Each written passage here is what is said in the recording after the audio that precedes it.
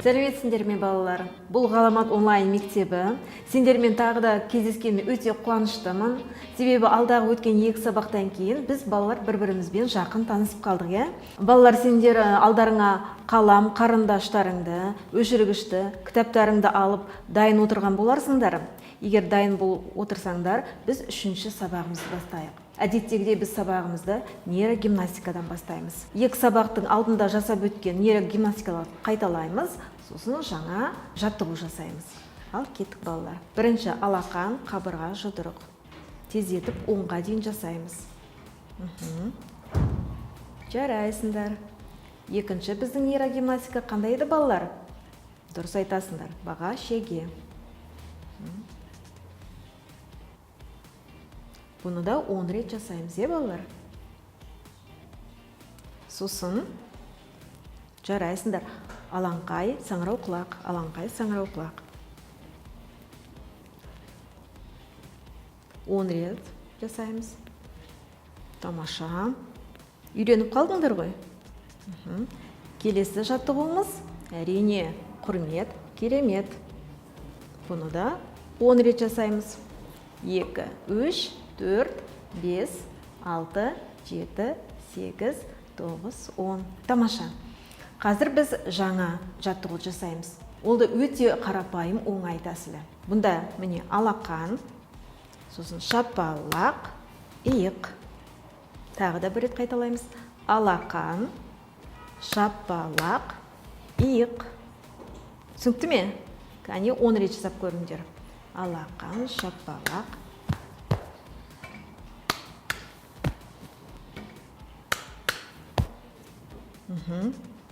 Жарайсыңдар. Келесі нейрогимнастикадан соң қандай жаттығу жасаушы едік? Жарайсыңдар. Артикуляциялық жаттығу. Артикуляциялық жаттығу бүгінгі бізде ең бірінші сағат. Экранда көріп тұрғандай. Ал сағат қайтушы едік? Дұрыс. 10 рет жасаймыз. Келесі әткеншек. Қалай жасаймыз? Қане? Жарайсыңдар. Я әткеншек жоғары төмен тербелеміз.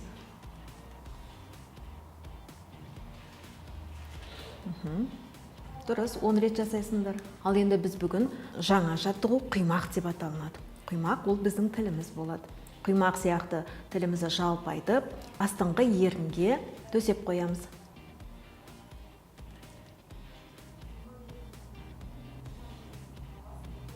Осылай тыныш қалыпта 10-ға дейін ұстап тұрамыз. Құймақ кезінде тілімізді жалпайтып қоятын болсақ, ал келесі бізде жаттығу ине деп аталынады. Ине ол қандай болады балалар? Әрине жіңішке, иә? Енді тілімізді де сол ине сияқты жіңішкертіп, алға қарап созамыз. Міне былай.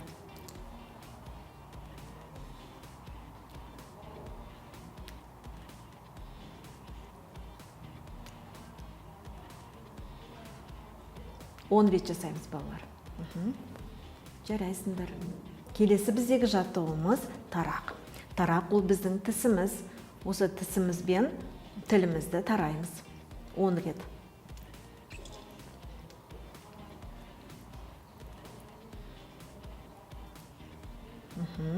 Онға дейін жасаңдар.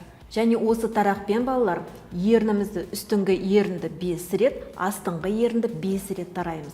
Міне былай.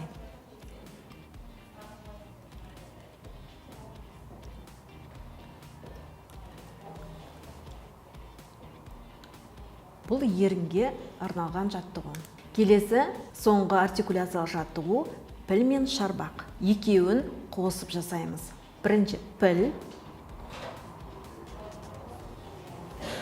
шарбақ.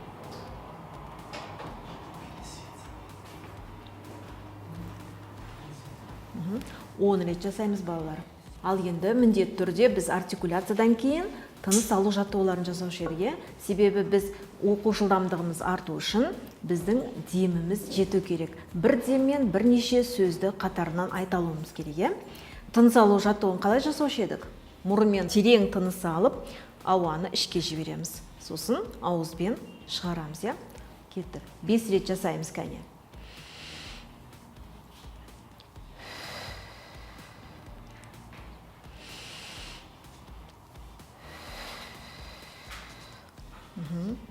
Так, тағы да 3, 4, 5.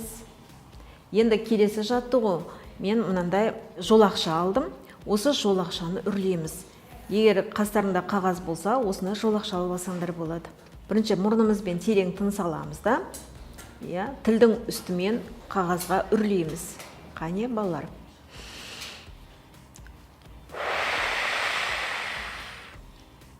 Осылай 5 рет жасаймыз. Қане, және тағы да.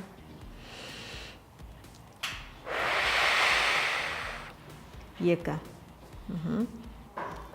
3, 4, 5. Жарайсыңдар. Ал енді балалар кітаптарыңды алып, жайғасып отырып, 3-ші сабақтағы 1-ші тапсырманы алдымызға ашамыз. Не көріп тұрсыңдар, балалар? Әрине, лабиринт. Машина және үй тұр. Машина осы жолдармен үйге тез арада жету керек. Қаншалықты тез жетеді, балалар, ол өздеріңе байланысты. Қазір кішкене уақыт беремін. Сендер машинаны қай жолмен жылдам үйге келетінін табасыңдар да, сол жолды бояп, суретке түсіріп, чатқа жібересіңдер. Жарай ма?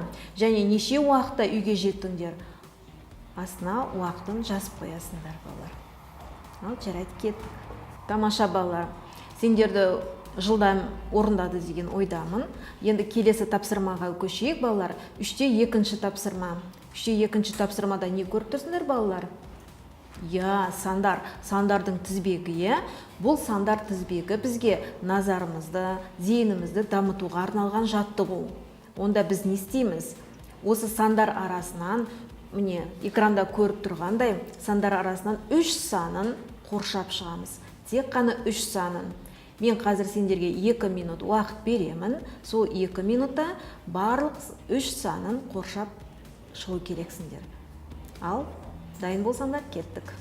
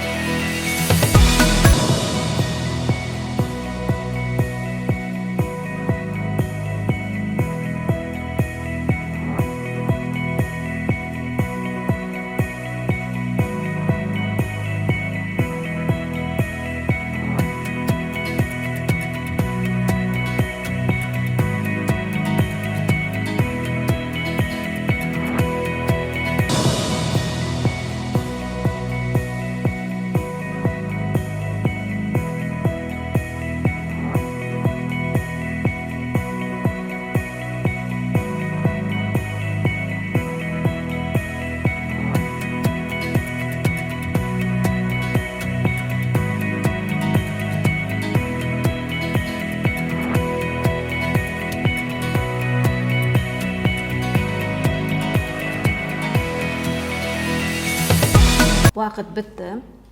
Балалар, сендерді үлгерді деген ойдамын. Орындаған тапсырмаларыңды суретке түсіріп, чатқа жібереміз. Егер үлгермеген жағдайда ештеме етпейді. Оны білесіңдер, балалар. Келесі бізде тапсырма 3-те 3-ші. Бұл әрине жылдам оқу. Бізде буындар кестесі берілген. Әдеттегіде біз буындарды оқымастан бұрын буындардың үстіндегі әріптерді оқып шығамыз, балалар. Қане, бірінші бізде қатарда қызылмен жазылған дауысты дыбыстар бар екен. Мына экранда көріп тұрғандай, қане, рет-ретмен оқып шығайық. Дауысты дыбыстарды қалай айтамыз, балалар? Әрине, созып, кеттік. А, Ә, О, Ö, Е, И, У, О, жарайсыңды. Келесі бізде дауыссыз дыбыстардың қатары. Қане оқып шығайық. Т, П, Р, Н, С, М, Л, Г, Қ, К, Ң, Б, Ж. Дұрыс. Енді балалар үшінші қатарға көңіл аударыңдаршы. Бізде қандай дыбыстар тұр? Дауыссыз дыбыстар. Және дауыссыз дыбыстар қалай жазылған? Бірге қосылып жазылған. Екі дауыссыз дыбыс бірге қосылып жазылған. Балалар оқып болсаңдар, тағы да бір рет оқып шығайық. Енді жылдамдатамыз. Қалай жылдамдатамыз? Үш сөзді жылдам, төртінші сөзге екпін түсіре оқимыз. Қане кеттік. Қант, қалт, құлт, қарт. Құрт, қырт, жен, жалт. Жұлт, жұрт, жырт, жырқ. Міне осындай тәсілде тағы да бір рет оқып шығыңдар. Егер олай қиын болатын болсам, екі сөзді жылдам, үшінші сөзге екпін түсіреміз. Қант, қалт, құлт. Қарт, құрт, қырт. Міне осындай тәсілмен оқимыз. Қазір тағы да экранды басып қойып, және бір оқып шықсаңдар болады. Балалар оқып болсаңдар, келесі тапсырма бізде төртінші тапсырма тіл ұстарту. Тіл ұстарту бізге не үшін керек еді балалар? Әрине, сөзімізді анық және таза айту үшін. Қане, мен оқимын, менімен бірге қайталаңдар. Жарай ма? Қараймыз. За, ауа неткен таптаза. Зу, қалам менен хат жазу. Ла, Алматы әсем қала. Лу, айдай сұлу, айсұлу. Аң, атты жаңа таң. Бұны сендер жылдам айту керексіңдер. Жарай ма? Қане бір рет оқып алыңдар, одан кейін жылдамырақ айтып көрейік. Жарай ма? Ал кеттік, жылдамырақ айтамыз. За, ауа неткен таптаза. Зу, қалам менен хат жазу. Ла, Алматы әсем қала. Лу, айдай сұлу, айсұлу. Аң, атты жаңа таң. Осылай жаттап, өздеріңді видеоға түсіріп, чатқа жібереміз. Келесі тапсырма, балалар, 3-те 5-ші тапсырма. Бұл да қай сөз артық дейді. Сөздерді оқымаймыз. Бізде 4 қатар сөз берілген. Сөздерді оқымаймыз. Әр қатарды көзімізді жүгірте отырып, қай сөз артық екенін бірден табамыз, балалар.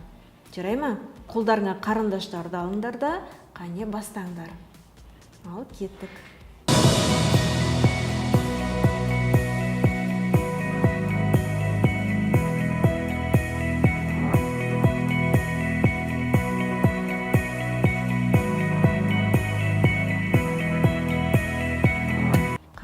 Таптыңдар ма? Қалай, оңай болды ма табу, жоқ қиын болды ма? Әрине оңай. Сендер сөздерді оқыдыңдар ма? Артық сөзді тапқан кезде. Оқымасаңдар да артық сөзді табу оңай болды. Неге деп ойлайсыңдар балалар? Себебі балалар, біздің көзіміздің фотографиялық есте сақтау қабілеті бар екен. Ұқсас сөздерді біз тез бір-бірінен ажырата алады екенбізде, қандай да бір айырмасы бар сөзді оқымасақ та біз көріп қояды екенбіз. Міне осылай біз таныс сөздерді балалар әріпте, буындап оқып жүрмейді екенбіз, оларды бүтіндей айта алатын қабілетіміз бар екен. Біз сол қабілетімізді дамытамыз. Жарай ма балалар? Келесі тапсырманы орындамас бұрын, біз ең алдымен ойын ойнап алайықшы. Кішкене бір сергіп алайық, жарай ма? Ол ойын жай ойын емес, сендердің зейіндеріңді дамытатын ойын. Ойынның аты жануарды ұста.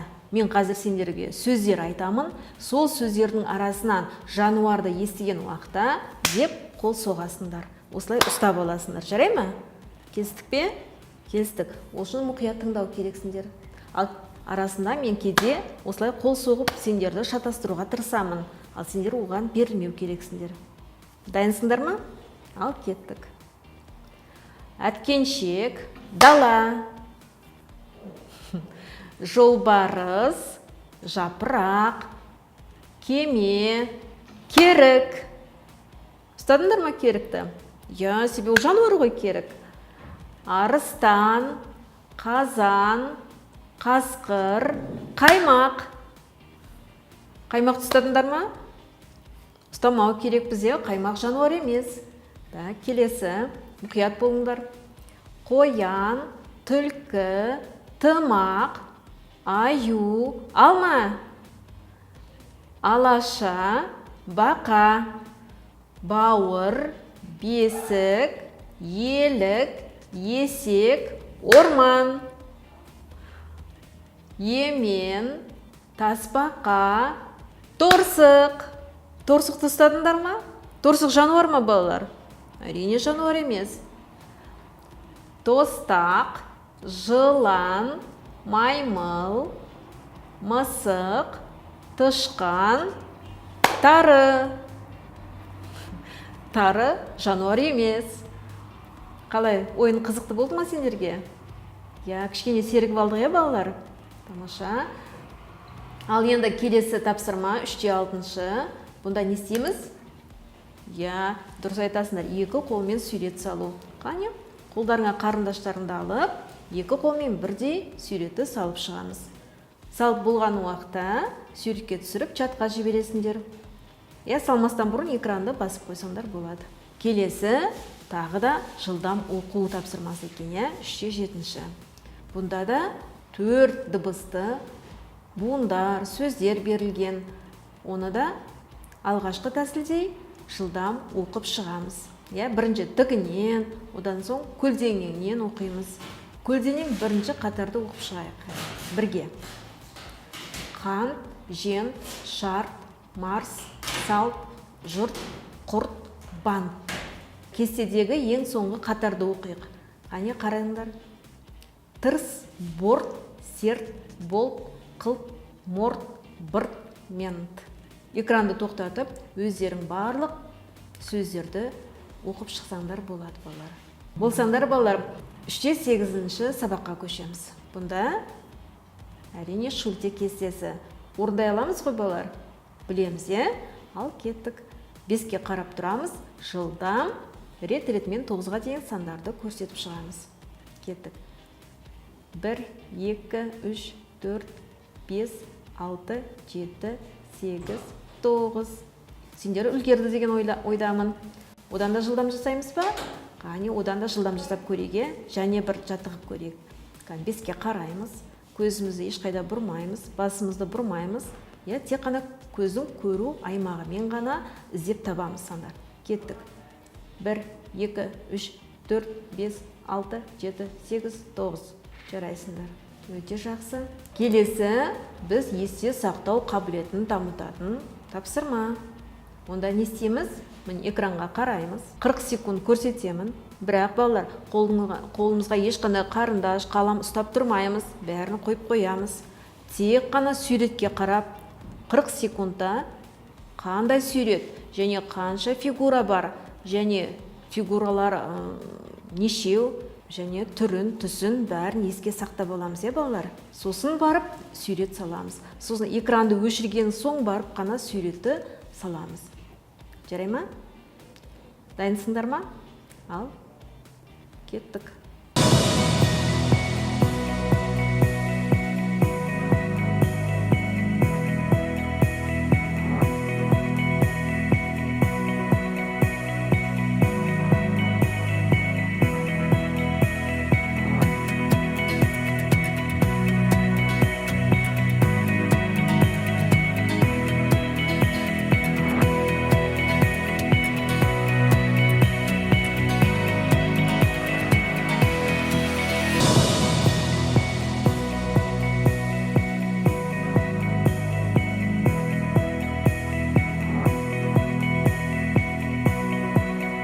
Балалар, уақыт бітті. Сендерді суретті жақсылап еске сақтап алды деген ойдамын. Енді бізде суретті салып, бояп, чатқа түсіріп, Суретті салып, бояп, суретке түсіріп, чатқа саламыз. 9-шы тапсырма бүгінгі 3-ші сабақтың соңғы сабағы. 3-ші сабақты қорытындылап шығайықшы балалар. Бүгін біз қандай жаңа тапсырманы оқыдық? Әрине, екі дауыссыз дыбыс қатар келген кездегі сөздер мен буындарды қалай оқу керек. Сендер осы 3-ші тапсырмадағы буындар кестесін бірнеше рет қайталап оқып, жаттығып, өздеріңді видеоға түсіріп, чатқа жібересіңдер. Балалар, бүгін сендерге сабақ қызықты болды ма? Қалай, ойын ұнады ма? Сендерге ұнады деген ойдамын. Түсінбеген тапсырмаларыңды чатқа жазып сұрайсыңдар, жарай ма балалар? Қош, сау болыңдар, келесі сабақта кездескенше сау болыңдар.